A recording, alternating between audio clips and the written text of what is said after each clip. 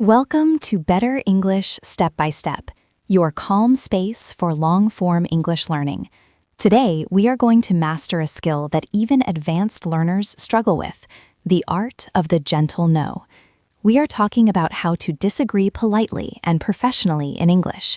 This is a follow-up to the deep discussions you may have heard about high-level decision-making and cognitive biases. While those topics are fascinating, they can often leave you feeling like you need a C2 level of English just to participate. But the truth is, you don't need the most complex vocabulary in the dictionary to sound like an expert. You need clear, logical patterns that allow you to express your thoughts without fear. That is so true, Elena. I know many of our listeners feel that pressure. They are in a meeting, they hear an idea that they know won't work, but they stay silent. They stay silent because they are afraid that if they disagree, they will sound rude, or perhaps they won't have the right words to explain why they disagree. It's a very common form of analysis paralysis. You are so busy checking your grammar in your head that the moment passes, and you say nothing at all. Exactly, Mark. And that is why today's episode is designed to be a comfortable, slow-paced study session. We aren't going to rush through a list of 50 idioms. Instead, we are going to take a few very specific, high-impact sentence patterns and practice them until they feel like second nature. By the end of this hour, you will have a toolkit of phrases that buy your brain time to think and help you push back on ideas with total confidence. If you find these long study sessions helpful, please do subscribe to the channel. It helps us keep creating these calm, step-by-step lessons for you. Before we get into the phrases, let's talk about why we need them. In a professional environment, disagreement isn't about being right or wrong. It's about exploring different angles. When we disagree in English, we often use what we call softeners or cushions. These are words that make our disagreement sound like an invitation to talk more, rather than a door closing on the conversation. Elena, where should we start today? Let's start with the foundation, modal verbs. These are words like could, might, and would. They are the simplest way to take a harsh sentence and make it soft. Imagine someone says, "We should launch the product tomorrow." If you say, "That is a bad idea," it is very direct and potentially aggressive. But if we use a modal verb, we change the energy. We might say, "That could be difficult," or "We might run into some issues with that." I love that. That could be difficult sounds much more professional than we can't do that. Let's practice that pattern together. Listen to the sentence first. That could be difficult. Now I want you to repeat it after me. That could be difficult. Again, slowly. That could be difficult. Notice how the word could creates a sense of possibility rather than a final judgment. It opens up a question. Why would it be difficult? It invites the other person to ask for your opinion. Let's try another one using might. This is even softer than could. Listen to this phrase. There might be a better way to approach this. This is a beautiful phrase because you aren't saying the other person's idea is wrong. You are simply suggesting that another path exists. Let's practice shadowing this one. I will say it, and then there will be a short pause for you to repeat it. There might be a better way to approach this. Again, there might be a better way to approach this. Focus on the flow of the sentence. There might be a better way to approach this. When you say that, Elena, it feels very safe. It feels like you are being helpful, not critical. Let's look at would. This is very common when we want to express a concern. For example, I would be a bit concerned about the timeline. By saying I would be, you are talking about a hypothetical feeling, which is much softer than saying I am worried. Let's practice that together. I would be a bit concerned about the timeline. Repeat it with me. I would be a bit concerned about the timeline. Once more, very slowly. I would be a bit concerned about the timeline. Now, let's combine these modals with some cushion phrases. A cushion phrase is a small group of words that you put at the beginning of a sentence to prepare the listener for a disagreement. One of the most common ones is, "To be honest." This signals that you are about to share a sincere opinion. Let's practice this combination. "To be honest, I'm not sure that will work." Listen to the rhythm. "To be honest, I'm not sure that will work." Now it's your turn. Repeat after me. "To be honest, I'm not sure that will work." Again. "To be honest, I'm not sure that will work." That's a great one. Another very professional cushion is, from my perspective. This is excellent because it reminds everyone that you are just sharing your point of view, which is one piece of the puzzle. Let's try this one. From my perspective, we might need more data. Listen to the flow. From my perspective, we might need more data. Your turn now. From my perspective, we might need more data. Let's do it again, focusing on a calm, steady tone. From my perspective, we might need more data. You might have noticed that Mark and I are speaking slowly and clearly. In a real meeting, you might feel like you have to speak quickly to sound fluent, but that is a myth. Speaking slowly actually makes you sound more confident and more senior. It shows that you are in control of your thoughts. So as we practice today, don't feel the need to rush. Take your time with every syllable. That is such a good point. Let's move on to our second major section, the acknowledge and pivot. This is a very powerful technique for professional English. First, you acknowledge what the other person said, and then you pivot to your disagreement. It shows that you were listening carefully. A classic phrase for this is, "I see where you're coming from, but..." This is perhaps the most useful phrase in all of business English. I see where you're coming from. It means I understand your logic. Let's practice the first half first. I see where you're coming from. Repeat after me. I see where you're coming from. Again, I see where you're coming from. Now let's add the pivot.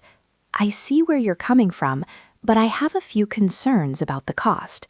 Listen to the whole sentence. I see where you're coming from, but I have a few concerns about the cost. Now you try. I see where you're coming from, but I have a few concerns about the cost. Let's try another version of the pivot.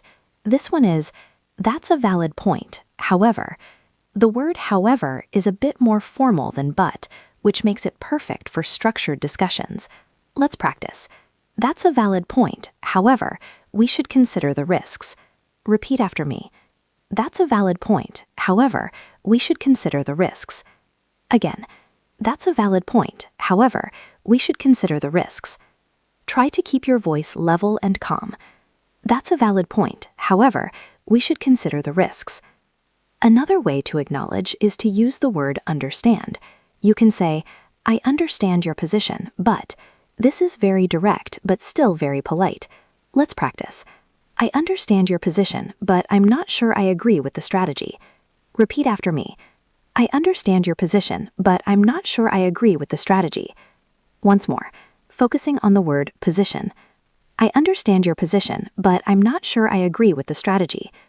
What if we want to be even more gentle? We can use the phrase, I hear what you're saying. This feels very empathetic. Let's combine it with a concern. I hear what you're saying, but have we thought about the impact on the team? This is a great way to disagree by asking a question. Instead of saying, this will hurt the team, you ask, have we thought about it? It's much more collaborative. Let's practice. I hear what you're saying, but have we thought about the impact on the team? Repeat after me. I hear what you're saying, but have we thought about the impact on the team? Again, I hear what you're saying, but have we thought about the impact on the team? Asking a question is a brilliant way to disagree. It is the ultimate gentle no. Instead of making a statement, you invite the other person to look at the problem with you. Let's practice a few more of these disagreement questions. Here is one. Do you think that might lead to some complications later? Listen to that again. Do you think that might lead to some complications later? Your turn to repeat. Do you think that might lead to some complications later? Here is another one. Is it possible that we are overlooking something? This is a very humble way to disagree. You aren't saying the other person is definitely wrong. You are just asking if it's possible that something was missed. Let's practice. Is it possible that we are overlooking something? Repeat after me. Is it possible that we are overlooking something? Again, is it possible that we are overlooking something? Let's move into our third section, the evidence-based pushback. This is where you move the disagreement away from your personal opinion and toward the facts.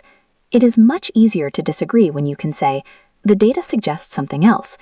A great starting phrase for this is, based on the current data, or according to the latest report. Let's practice that. Based on the current data, I'm worried this won't be profitable. Listen again. Based on the current data, I'm worried this won't be profitable. Now you try. Based on the current data, I'm worried this won't be profitable. Once more. Based on the current data, I'm worried this won't be profitable. This technique is so effective because it takes the ego out of the conversation. You aren't attacking the person. You are just looking at the information together. Let's try this one. Looking at the previous results, I have some reservations about this plan. The word reservations is a very sophisticated professional way to say you have doubts. Let's practice. Looking at the previous results, I have some reservations about this plan. Repeat after me. Looking at the previous results, I have some reservations about this plan. Again, looking at the previous results, I have some reservations about this plan. Let's focus on that word reservations for a moment. It's a great word for B2 learners to use. It sounds very executive. I have some reservations. Let's just practice that short phrase. I have some reservations. Repeat. I have some reservations. Again, I have some reservations. Now, let's put it back into a full sentence. To be honest, I have some reservations about the budget. Repeat after me. To be honest, I have some reservations about the budget. Again, to be honest, I have some reservations about the budget. Another great phrase for evidence-based disagreement is, in my experience. This allows you to disagree based on your history and expertise. Let's try, in my experience, this kind of approach can be quite risky. Listen to that again. In my experience, this kind of approach can be quite risky. Now you repeat. In my experience, this kind of approach can be quite risky. Again, in my experience, this kind of approach can be quite risky. So far, we have covered modals, cushions, pivots, and evidence-based pushback. You are building a very strong foundation. Remember, you don't need to use all of these phrases in one meeting. Just having one or two that you feel comfortable with is enough to change your entire professional presence. Let's take a moment to do a logic drill. I will give you a direct, slightly rude sentence, and I want you to listen to how we transform it into a professional, gentle disagreement. That sounds like a great exercise. Let's start with a very common one. The direct sentence is, "You're wrong about the deadline." Elena, how would we make that professional? We could say, I see it a bit differently. Actually, I think the deadline might be a challenge. Let's practice that. I see it a bit differently. Repeat after me. I see it a bit differently. Again, I see it a bit differently. Now, let's add the second part. Actually, I think the deadline might be a challenge. Repeat the whole thing. I see it a bit differently. Actually, I think the deadline might be a challenge. Perfect. Let's try one more. Direct sentence, that's too expensive. How can we upgrade that? We can use our reservations phrase or a question. Let's try. I have some concerns about the cost. Is there any way to make it more affordable? Let's practice that. I have some concerns about the cost. Repeat after me. I have some concerns about the cost. And the question. Is there any way to make it more affordable? Repeat the whole thing. I have some concerns about the cost. Is there any way to make it more affordable? Perfect. Let's try one more. Direct sentence. I don't like this design. This one is very personal, so we need a good cushion. Yes, let's use from my perspective and might. From my perspective, this design might not resonate with our audience. This is much better than saying I don't like it because it focuses on the audience, not your personal taste. Let's practice. From my perspective, this design might not resonate with our audience. Repeat after me. From my perspective, this design might not resonate with our audience. Again, from my perspective, this design might not resonate with our audience. Now, let's move into our long immersion section. This is a chance for you to hear these phrases used in a natural, calm conversation. We are going to act out a short scene. I will play the role of a manager who has a new idea, and Elena will play a team member who needs to disagree with some parts of that idea. As you listen, try to identify the phrases we have practiced. After the story, we will go back and shadow the key lines. That's right. Just listen first. Don't worry about repeating yet. Just let the English flow into your ears. Imagine we are in a quiet office, having a coffee and discussing a new project. So, Elena, I've been thinking about the new marketing campaign. I think we should focus entirely on social media and stop all of our traditional advertising next month. It would save us a lot of money, and I think everyone is online anyway. What do you think? I see where you're coming from, Mark. It's true that social media is a huge part of our reach now, and saving money is always a priority. However, I would be a bit concerned about stopping our traditional ads so suddenly. Based on our previous results, a large portion of our older clients still find us through those channels. From my perspective, we might be risking a drop in sales if we move too quickly. That's a valid point. I hadn't really considered the older demographic. But don't you think we need to modernize our image? I hear what you're saying, and I agree that modernizing is important. But perhaps we could consider a more gradual transition. Instead of stopping everything next month, we might want to reduce the traditional ads slowly over 6 months while we increase the social media budget. To be honest, I have some reservations about a 100% shift right away. Is it possible that we could test this approach first? That makes a lot of sense. A test period would definitely be safer. I appreciate you sharing your perspective, Elena. Let's look at the data again and see if we can find a middle ground. I'd be happy to. I think if we look at the numbers together, we can find a plan that works for everyone. That was a great example of a professional disagreement. Now, let's go back and practice those key lines from the story. This is the shadowing session. I will say the line, and then Elena will say it, and then you will repeat it. Let's start with the first pivot. I see where you're coming from, but I would be a bit concerned about the timeline. Listen one more time. I see where you're coming from, but I would be a bit concerned about the timeline. Now you repeat. I see where you're coming from, but I would be a bit concerned about the timeline. Again, I see where you're coming from, but I would be a bit concerned about the timeline. Great. Now let's try the evidence-based pushback. Based on our previous results, I think this might be risky. Listen again. Based on our previous results, I think this might be risky. Now you repeat. Based on our previous results, I think this might be risky. Once more, very slowly. Based on our previous results, I think this might be risky. Now let's practice the gentle no question. Is it possible that we could test this approach first? Listen to the rising intonation at the end. Is it possible that we could test this approach first? Now your turn. Repeat. Is it possible that we could test this approach first? Again. Is it possible that we could test this approach first? Let's try the cushion and the reservation. To be honest, I have some reservations about a full shift right away. Listen again. To be honest, I have some reservations about a full shift right away. Now you repeat. To be honest, I have some reservations about a full shift right away. One more time. To be honest, I have some reservations about a full shift right away. You are doing an excellent job. We have been practicing for quite a while now, and your brain might be feeling a little tired. That's a good sign. It means you are building new neural pathways. Take a deep breath. Let's do one more round of practice, but this time, let's focus on the softened disagreement checklist. These are 5 habits that will help you in every meeting. Habit number 1. Always start with an acknowledgement. Even if you completely disagree, find one small thing you can agree with. For example, if someone suggests a very expensive idea, you can say, I agree that we need to improve our quality, but practice that small phrase. I agree that we need to improve our quality. Repeat, I agree that we need to improve our quality. Habit number 2. Use the word might. It is the most powerful word for softening a disagreement. Instead of saying, it won't work, say, it might be difficult. Let's practice that swap. Repeat after me. It might be difficult. Again, it might be difficult. One more time. It might be difficult. Habit number 3. Speak 10% slower than you think you need to. When we are nervous, we speed up. When we speed up, we make more mistakes. Speaking slowly gives you time to choose your softeners. Let's practice a long sentence very slowly. I understand your point of view. However, I have a different perspective on the budget. Repeat with me, slowly. I understand your point of view. However, I have a different perspective on the budget.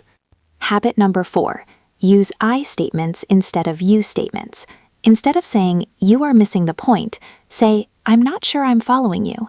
This makes the disagreement about your understanding, not their failure. Let's practice. I'm not sure I'm following you. Repeat after me. I'm not sure I'm following you. Again, I'm not sure I'm following you. And habit number 5, always offer an alternative or a next step. This shows you are being constructive. Use the phrase, perhaps we could consider. Let's practice. Perhaps we could consider another option. Repeat after me. Perhaps we could consider another option. Again, perhaps we could consider another option. These 5 habits are like a compass. They will guide you through difficult conversations. Now let's spend the last part of our session doing a deep immersion shadowing.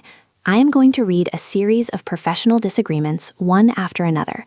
I will say each one twice. The first time, just listen. The second time, say it with me. Ready? Let's begin. Number 1. I see where you're coming from, but I have a few concerns about the impact on our clients. Listen again. I see where you're coming from, but I have a few concerns about the impact on our clients. Now you say it with me. I see where you're coming from, but I have a few concerns about the impact on our clients. Number 2. That's a valid point. However, according to the latest report, we might need to rethink our strategy. Listen again. That's a valid point. However, according to the latest report, we might need to rethink our strategy. Now you say it with me. That's a valid point. However, according to the latest report, we might need to rethink our strategy. Number 3. To be honest, I have some reservations about moving the deadline forward. Listen again. To be honest, I have some reservations about moving the deadline forward. Now you say it with me. To be honest, I have some reservations about moving the deadline forward. Number 5. I hear what you're saying, but is it possible that we are being a bit too optimistic about the results? Listen again. I hear what you're saying, but is it possible that we are being a bit too optimistic about the results? Now you say it with me. I hear what you're saying, but is it possible that we are being a bit too optimistic about the results? Number 6. Based on my experience, this kind of change can take longer than expected. Listen again. Based on my experience, this kind of change can take longer than expected. Now you say it with me. Based on my experience, this kind of change can take longer than expected. Number 7. I understand your position, but have we considered the potential risks to the brand? Listen again. I understand your position, but have we considered the potential risks to the brand? Now you say it with me. I understand your position, but have we considered the potential risks to the brand? Number 8. I see what you mean, but I'm not sure that's the most efficient way to proceed. Listen again. I see what you mean, but I'm not sure that's the most efficient way to proceed. Now you say it with me. I see what you mean, but I'm not sure that's the most efficient way to proceed. Number 9. Perhaps we could consider a different approach for this specific project. Listen again. Perhaps we could consider a different approach for this specific project. Now you say it with me. Perhaps we could consider a different approach for this specific project. Number 10. I appreciate the suggestion, but I'd like to look at the data before we make a final decision. Listen again. I appreciate the suggestion, but I'd like to look at the data before we make a final decision. Now you say it with me. I appreciate the suggestion, but I'd like to look at the data before we make a final decision. Wonderful. You have just practiced 10 of the most common and effective ways to disagree in a professional setting. Take a moment to feel proud of yourself. Learning these nuances is what truly moves you from an intermediate level to a high advanced level of fluency. It's not about the number of words you know. It's about how you use them to navigate complex human interactions. I agree. It's all about confidence and the ability to stay calm under pressure. These phrases are like your armor. When you have them ready, you don't have to worry about being found out or sounding unprofessional. You can focus on the actual work and the actual decisions being made. As we wrap up this session, I want to give you a small challenge for this week. You don't need to go into a big meeting and disagree with your boss immediately. Instead, look for a small, low-stakes opportunity to use one of these phrases. Maybe you are talking with a friend about what movie to watch, or you are talking with a colleague about where to go for lunch. Instead of just saying, "No, I don't want that," try saying, "I see where you're coming from, but maybe we could consider the Italian place instead." That is a great way to practice. It builds the muscle memory in a safe environment. And if you found today's session helpful, make sure to come back and listen to it again. Many of our most successful students listen to these long-form lessons multiple times, while they are commuting, while they are cleaning, or even while they are winding down for sleep. Repetition is the key to memory. It really is. The more you hear these patterns, the more natural they will feel when you actually need to use them. Before we go, let's do one final, very slow repetition of our golden phrase for today. This is the phrase that will save you in almost any professional situation. I see where you're coming from, but I have a few concerns. Let's say it one last time together. I see where you're coming from, but I have a few concerns. Thank you for joining us today for this calm study session. We know that learning a language can feel overwhelming sometimes, but remember that you are making progress every single time you press play and follow along. One step at a time, you are building a better version of your English. We are so happy to be part of your journey. If you enjoyed this lesson, please give it a like and subscribe to Better English Step by Step. It really helps us reach more learners like you who want a simple, relaxed path to fluency. We have many more long-form podcasts coming your way, covering everything from advanced tenses to the secrets of natural pronunciation. Have a wonderful, productive day, and don't be afraid to share your perspective. Your voice matters, and now you have the tools to make it heard. We will see you in the next episode. Keep practicing, keep listening, and keep building you English step by step. You've got this. Goodbye for now. Goodbye, and take care.